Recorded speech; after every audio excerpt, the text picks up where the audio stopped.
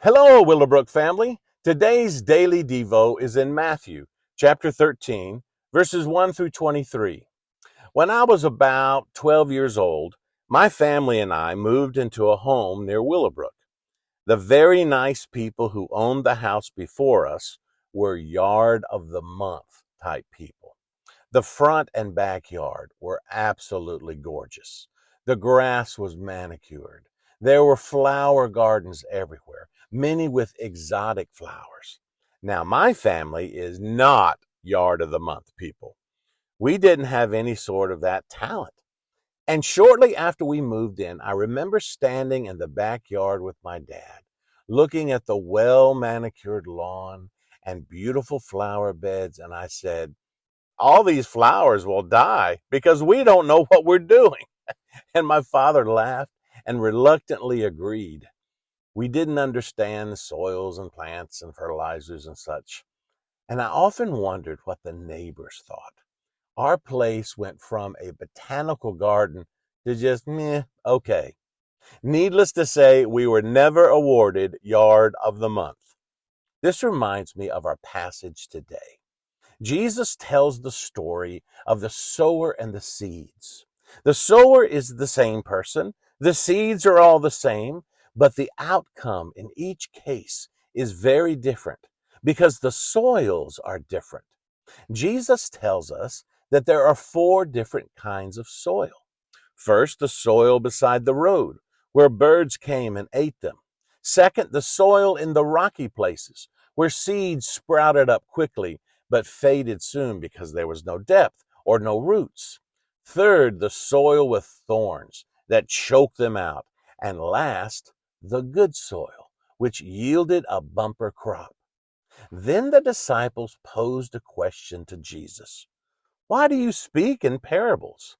And to be honest, when you read the response of Jesus, it might be just as hard to understand that as a parable.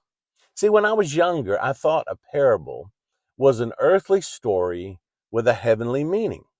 However, sometimes they are a little bit more complicated than that.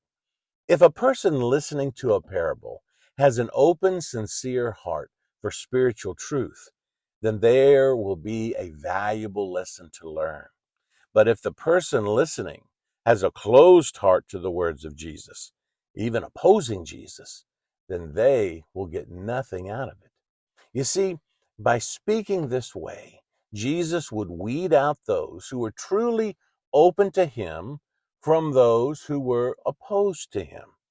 He would teach the open-hearted about the kingdom while not over-agitating those who sought to kill him.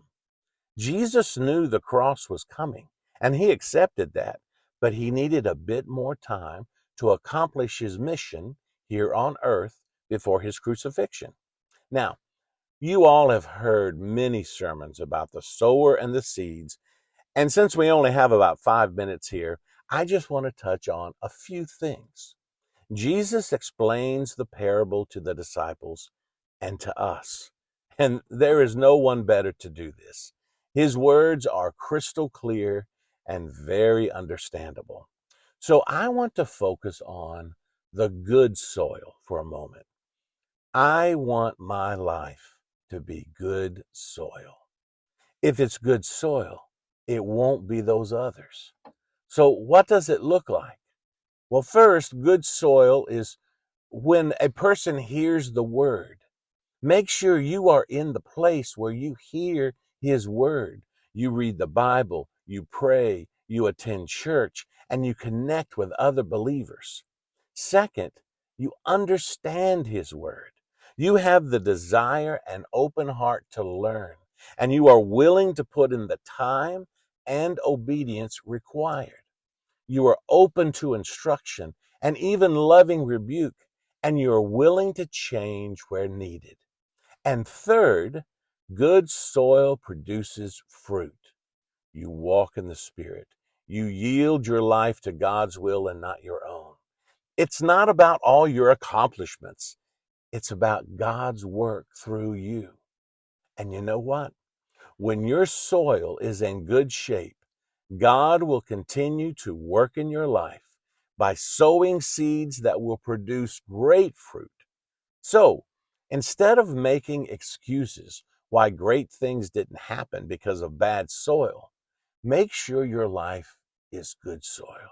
And when you do, you'll have a beautiful botanical garden inside of you that will benefit others. Have a great day in the Lord, Willowbrook.